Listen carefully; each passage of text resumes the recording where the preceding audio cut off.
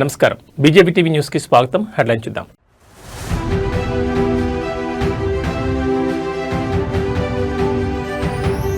జనవరి 3న కొండగట్టు అంజన్న ఆలయానికి పవన్ కళ్యాణ్. ఆలయం వద్ద నిర్మాణ పనులకు శంకుస్థాపన చేయనున్న డిప్యూటీ సీఎం.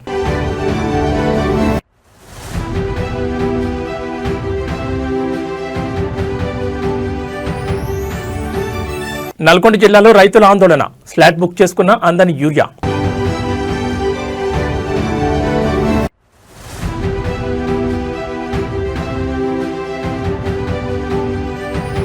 బీహార్లో గూడ్స్ రైలు ప్రమాదం.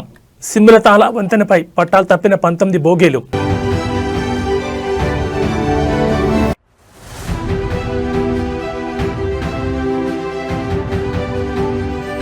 విమానంలో ఆర్డీఎక్స్ అమర్చినట్లు మెయిల్.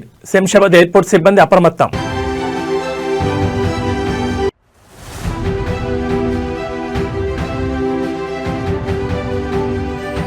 తిరుమలలో కొనసాగుతున్న భక్తుల రద్దీ. శ్రీవారి దర్శనానికి సుమారు 16 గంటల సమయం. తెలంగాణలోని ప్రసిద్ధ ఆధ్యాత్మిక క్షేత్రం కొండగట్టు శ్రీ ఆంజనేయ స్వామి ఆలయాన్ని జనసేన అధినేత ఆంధ్రప్రదేశ్ ఉప ముఖ్యమంత్రి పవన్ కళ్యాణ్ త్వరలో సందర్శించనున్నారు. 2026 జనవరి 3వ తేదీ శనివారం ఆయన కొండగట్టును సందర్శించనుండడంతో ఈ పర్యటన రాజకీయంగా ఆధ్యాత్మికంగా ప్రాధాన్యతను సంతరించుకుంది. ఈ పర్యటన సందర్భంగా ఆలయ అభివృద్ధికి సంబంధించి కీలక కార్యక్రమాల్లో పవన్ పాల్గొనున్నారు. తిరుమల తిరుపతి దేవస్థానం బోర్డు ఆధ్వర్యంలో కొండగట్టు అంజన్న భక్తుల సౌకర్యార్థం చేపట్టనున్న భారీ నిర్మాణ పనులకు ఆయన శంకుస్థాపన చేయనున్నారు. ప్రధానంగా హనుమాన్ దీక్షలు చేపట్టే వేలాది మంది భక్తులకు ఉపయోగపడే విధంగా దీక్షా విరమణ మండపం, ఆధునిక వసతులతో కూడిన సత్రం నిర్మాణానికి పవన్ కళ్యాణ్ భూమి పూజ చేయనున్నారు. ఈ అభివృద్ధి పనులను టీటీడీ బోర్డు ఎంతో ప్రతిష్టాత్మకంగా చేపట్టింది. సుమారు 35.19 కోట్ల వ్యయంతో ఈ ప్రాజెక్టులు అమలు చేయనున్నారు. ఇందులో భాగంగా ఒకేసారి 2,000 మంది భక్తులు దీక్షా విరమణ చేసేలా విశాలమైన మండపాన్ని నిర్మించనున్నారు. అలాగే దూర ప్రాంతాల నుంచి వచ్చే భక్తుల కోసం 96 గదులతో కూడిన భారీ సత్రాన్ని కూడా ఏర్పాటు చేయనున్నారు. ఈ నిర్మాణాలు కొండగట్టు ఆలయ చరిత్రలో భక్తుల సౌకర్యాల పరంగా కీలక మైలురాయిగా నిలవనున్నాయి.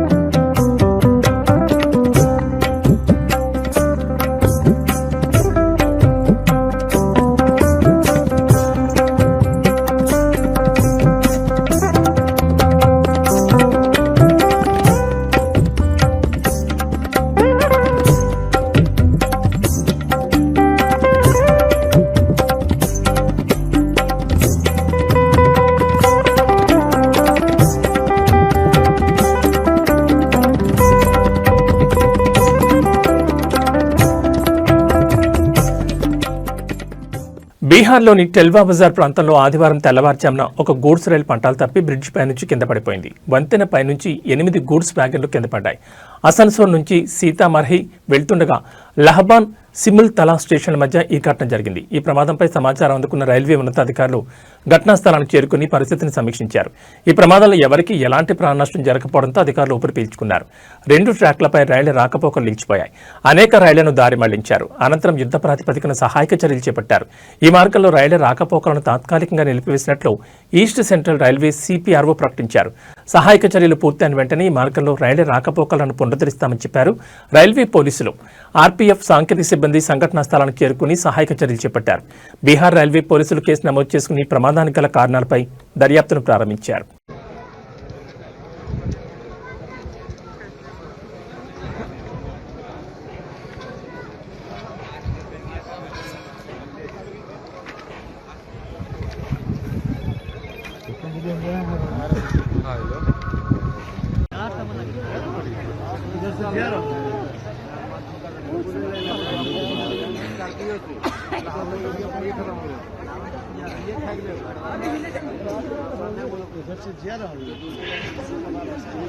आप रन से ही मार रहे हैं ना। दुई ब्लॉक हो गए, दो तो ऊपर में मलगड़ी है।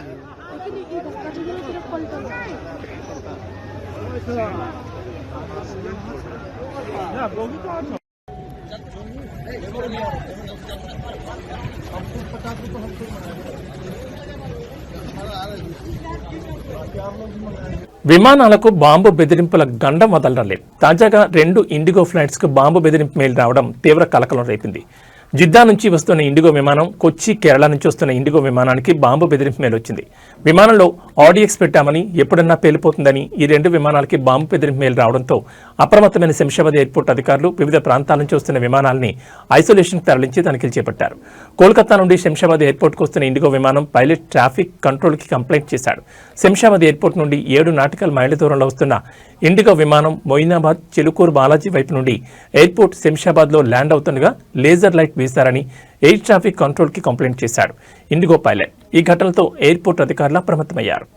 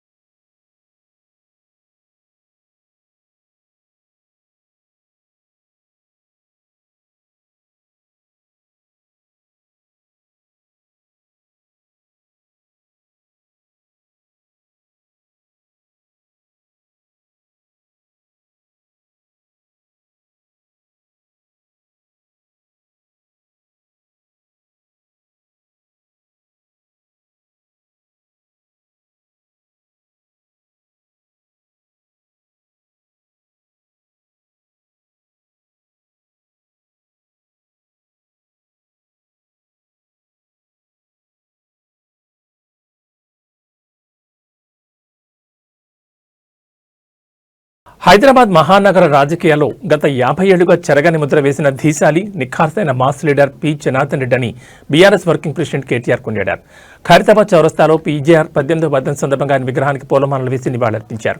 ఈ సందర్భంగా కేటీఆర్ మాట్లాడుతూ, నాడు అధికారంలో ఉన్న కాంగ్రెస్ ప్రభుత్వంలో ఉంటూనే ప్రజల ప్రయోజనాల కోసం సొంత ప్రభుత్వాన్ని నిలదీసిన ధైర్యశాలి పీజేఆర్ అని గుర్తు చేశారు.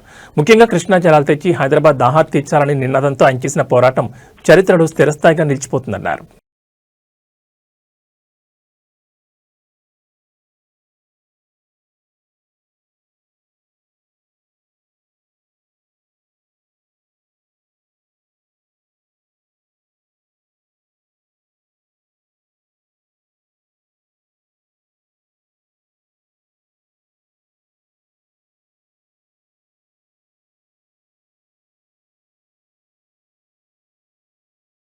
నల్గొండ జిల్లా మర్రిగూడ మండలం రాజాపేట తాండాలోని గ్రోమర్ సెంటర్ వద్ద శనివారం ఉద్రిక్తత చోటు చేసుకుంది. సాగు సీజన్ నడుస్తున్న తరుణంలో యూరియా కోసం రైతులు రోడ్డెక్కారు. ప్రభుత్వం ప్రవేశపెట్టిన యాప్ ద్వారా స్లాట్ బుక్ చేసుకున్నప్పటికీ తమకు ఎరువులు అందలేదని అన్నదాతలు ఆవేదన వ్యక్తం చేశారు. రాజాపేట తాండా గ్రోమర్ సెంటర్లో యూరియా కోసం మొత్తం 144 మంది రైతులు ఆన్లైన్ యాప్ ద్వారా తమ స్లాట్లను బుక్ చేసుకున్నారు. అయితే అందులో కేవలం 100 మందికి మాత్రమే యూరియా పంపిణీ చేసి మిగిలిన 44 మంది రైతులకు స్టాక్ అయిపోయిందంటూ సిబ్బంది సమాధానమిచ్చారు. ఒక్కసారిగా నో స్టాక్ బోర్డు పెట్టడంతో రైతులు విస్మయానికి గురయ్యారు. యాప్లో స్లాట్ కన్ఫర్మ్ అయిన తర్వాత కూడా స్టాక్ లేదనడం వెనుక పెద్ద కుంభకోణం ఉందని రైతులు ఆరోపించారు. నిజాయితీగా స్లాట్ బుక్ చేసుకున్న మాకు యూరియా ఇవ్వకుండా అధికారులు అక్రమంగా ఎరువులను పక్కదారి పట్టిస్తున్నారన్నారు. బ్లాక్ మార్కెట్లో ఎక్కువ ధరలకు అమ్ముకోవడానికి ఇలా కృత్రిమ కొరత సృష్టిస్తున్నారని రైతులు ఆగ్రహం వ్యక్తం చేస్తున్నారు.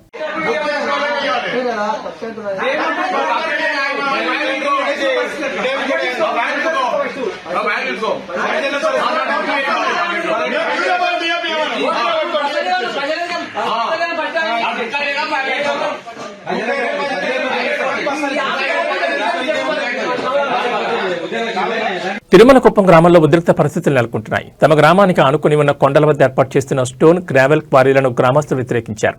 క్వారీల వల్ల పర్యావరణం దెబ్బతినడమే కాకుండా తమ జీవనోపాధికి ముప్పు వాటిల్తోందంటూ స్థానిక గ్రామస్తులు ఆందోళన వ్యక్తం చేస్తున్నారు. క్వారీ నిర్వహణకు వ్యతిరేకంగా నినాదాలు చేస్తూ పనులకు వెళ్తున్న వాహనాలను గ్రామస్తులు అడ్డుకున్నారు. మహిళలు, వృద్ధులు సైతం రోడ్డుపై బైఠాయిస్తూ తమ నిరసన వ్యక్తం చేస్తున్నారు. గత కొద్ది రోజులుగా ఇక్కడ పగలు, రాత్రి అని తేడా లేకుండా యంత్రాల శబ్దాలు, భారీ పేలులతో ఊరంతా వణికిపోతోందని, దుమ్ము ధూళి వల్ల శ్వాసకోశ సమస్యలు తలెత్తున్నాయని బాధిత గ్రామస్తులు ఆవేదన వ్యక్తం చేస్తున్నారు. గ్రామంలో అక్రమంగా కొనసాగుతున్న ఈ మైనింగ్ కార్యకలాపాల పట్ల అధికారుల తీరుపై స్థానికులు తీవ్రస్థాయిలో మండిపడుతున్నారు. నిబంధనలకు విరుద్ధంగా క్వారీ నిర్వహిస్తున్న అధికారులు నిద్రమత్తులో ఉన్నట్లు నటిస్తున్నారని వారు ఆరోపిస్తున్నారు. మైనింగ్ మాఫియాకు కొందరు అధికారులు సహకరిస్తున్నారని, అందుకే ఫిర్యాదు చేసినా పట్టించుకోవడం లేదని గ్రామస్తులు ఆగ్రహం వ్యక్తం చేస్తున్నారు. రెవెన్యూ, మైన్స్ శాఖ అధికారులు స్వయంగా క్షేత్రస్థాయికి వచ్చి పరిశీలించి ఈ క్వారీలను తక్షణమే నిలిపివేసే వరకు తాము ఆందోళన విరమించే ప్రసక్తే లేదని వారు భీష్మించుకున్నారు. గ్రామస్తుల ఆందోళనతో అక్కడ పరిస్థితి సేగలు పుట్టిస్తోంది.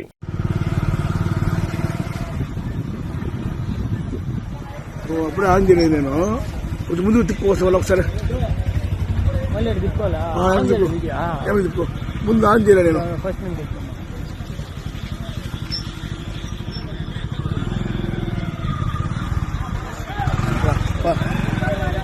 నేను కదా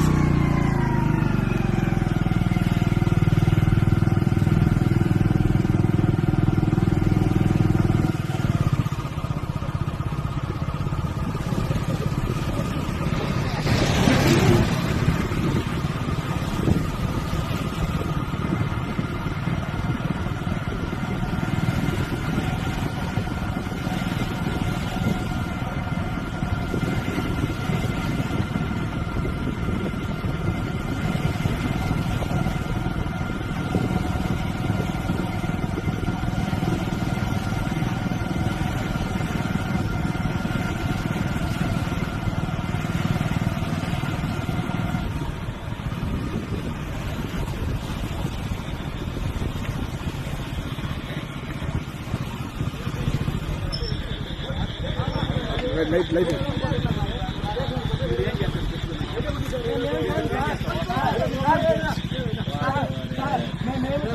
మేము అందరిలాగా మేము బాగా డబ్బులు వ్యక్తి పలుకులు మేము సామాన్యమైన ప్రజలము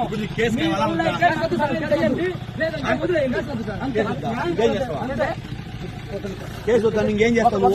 ఇప్పుడు మాకు ట్రాఫిక్ జరగదు, మేము పార్కింగ్ పెడతాము. అప్పుడు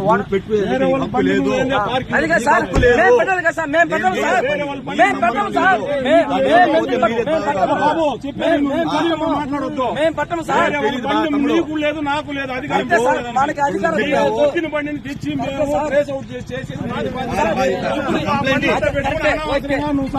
చేసుకోవద్దు. మేము గ్రామస్తులు ప్రతి ఒక్కరూ ఎన్నోసార్లు టిప్పుల వాళ్ళతో మాట్లాడడం జరిగింది. కానీ వాళ్ళు ఏమి మాట్లాడినా సమాధానం లేదు. అతి వేగంతో పోయిన వల్ల ఈ రోజు ఒక పిల్లవాడు బండి ఆపి అడిగితే సమాధానం లేదు, బండి తట్టేసి వెళ్లిపోయారు. అతను ప్రాణాపాయ స్థాయిలో ఉన్నాడు, హాస్పిటల్లో ఉన్నాడు, కాపాడే దిక్కు లేదు.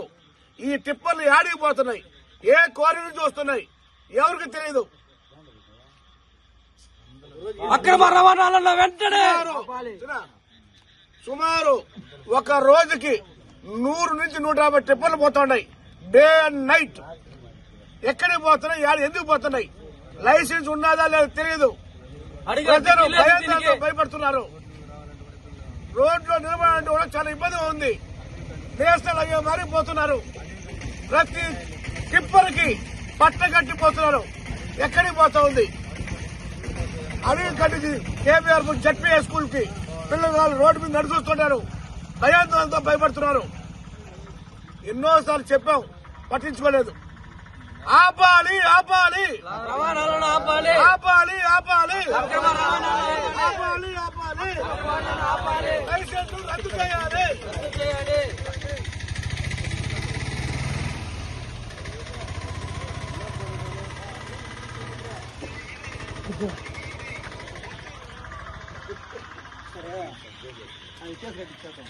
కేసు కట్టాలా? కేసు కట్టాలా? ఎందుకంటే వాడు బండి ఆపితే ఆపు చెప్పాలా, తగ్గేసి నేరు పోవాలా? ఆ ఫోటో ఏడమా, హాస్పిటల్ ఫోటో ఏడా?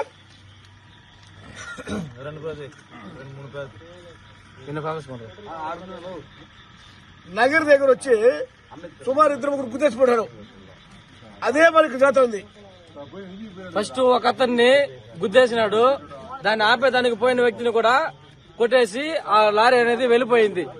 ప్రజెంట్ అయితే లారీ లేదు.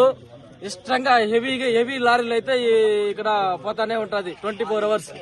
అడిగే దిక్కు లేదు దీనికి. ఒకవేళ ప్రాణం పోతే దానికి ఎవరు జవాబుదారీతనం?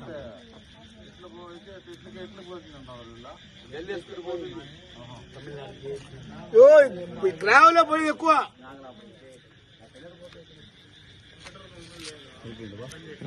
అల్లూరు సీతారామరాజు జిల్లాలోని మారేడుమిల్లి ఘాట్ రోడ్లో ఆదివారం మరో ఆర్టీసీ బస్సు ప్రమాదానికి గురైంది. రాజమండ్రి డిపోకు చెందిన ఆర్టీసీ బస్సు ప్రయాణికులతో రాజమండ్రి నుంచి భద్రాచలం వెళుతుండగా మారేడుమిల్లి సమీపంలోని దుర్గమ్మ గుడి వద్ద ఈ ఘటన చోటు చేసుకుంది. ఘాట్ రోడ్లోని ప్రమాదకరమైన మలుపు వద్ద బస్సు ఒక్కసారిగా అదుపు తప్పింది. డ్రైవర్ నియంత్రించడానికి ప్రయత్నించినప్పటికీ బస్సు రోడ్డు పక్కనే ఉన్న కల్వర్ట్ పైకి దూసుకెళ్లి ఆగిపోయింది. కల్వర్ట్ రక్షణ గోడ బలంగా ఉండడంతో బస్సు లోయలోకి పడకుండా నిలిచిపోయింది. ప్రమాద సమయంలో బస్సులో ఉన్న ప్రయాణికులు ఒక్కసారిగా భయాందోళనకు గురై కేకలు పెట్టారు. అదృష్టవశాత్తు బస్సు లోయలో పడకపోవడంతో అందరూ క్షేమంగా బయటపడ్డారు. ఎవరికీ ఎటువంటి గాయాలు కాకపోవడంతో అటు అధికారులు ఇటు ప్రయాణికుల కుటుంబ సభ్యులు ఊపిరి పీల్చుకున్నారు.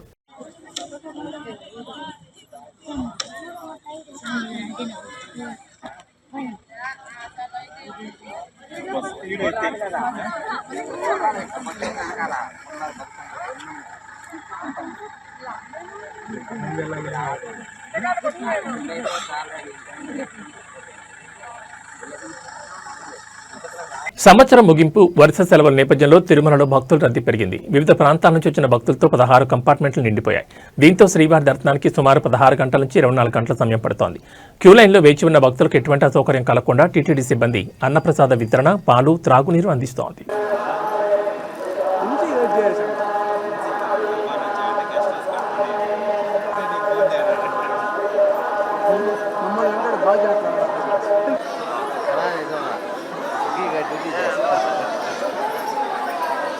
Hey!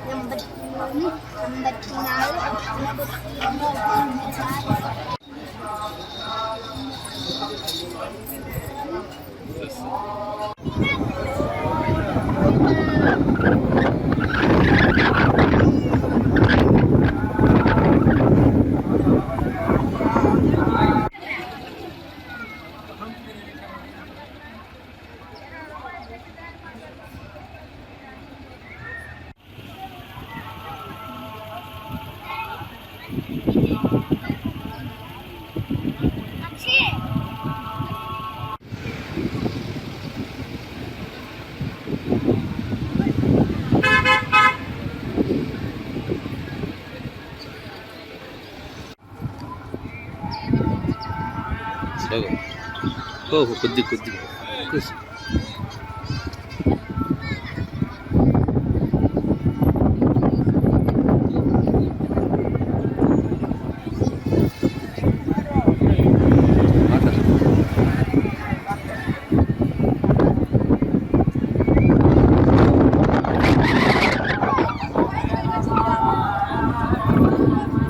టీవీకే పార్టీ అధినేత దళపతి విజయ్ సంచలన నిర్ణయం తీసుకున్నారు. సినిమాకు గుడ్ బై చెప్పారు. ప్రస్తుతం చేస్తున్న జననాయకన్ సినిమానే తన ఆఖరి మూవీ అని ప్రకటించారు. ఇంతకాలం తనకు ఇండస్ట్రీలో సపోర్ట్ చేసిన అందరికీ ధన్యవాదాలు చెప్పారు. తనను ఇంతలా అభిమానించిన ప్రేక్షకులకు కృతజ్ఞతలు చెప్పారు. ఇక పూర్తి సమయం రాజకీయాలకు కేటాయిస్తానని అన్నారు. మరో 30 ఏళ్లు నిలబడతా, అభిమానులకు సేవ చేసి చేస్తా అని తెలిపారు. ప్రజల్లో ఉండడానికి సినిమాలకు స్వస్తి చెప్తున్నానని విజయ్ స్పష్టం చేశారు. కాగా ఇటీవల జననాయకన్ సినిమా ఆడియో విడుదల వేడుక మలేషియా రాజధాని కౌలాలంపూర్లో జరిగింది. రాజకీయాల్లోకి ప్రవేశించిన విజయ్కి ఇదే చివరి చిత్రం కావడంతో అభిమానులు పెద్ద ఎత్తున తరలివచ్చారు. వినోద్ దర్శకత్వం వహించిన ఈ సినిమా జనవరి 9న విడుదల కానుంది. ఈ సినిమాకు అనిరుద్ధ్ సంగీతం అందించారు. కాగా ఇప్పటికే రాజకీయాల్లో యాక్టివ్ అయిన విజయ్ వచ్చే ఎన్నికల్లో తమిళనాడులో ఒంటరిగా పోటీ చేయబోతున్నట్లు కూడా ప్రకటించారు. దళపతి పూర్తి స్థాయి ఎంట్రీతో తమిళ రాజకీయం వేడెక్కనుందని రాజకీయ విశ్లేషకులు భావిస్తున్నారు.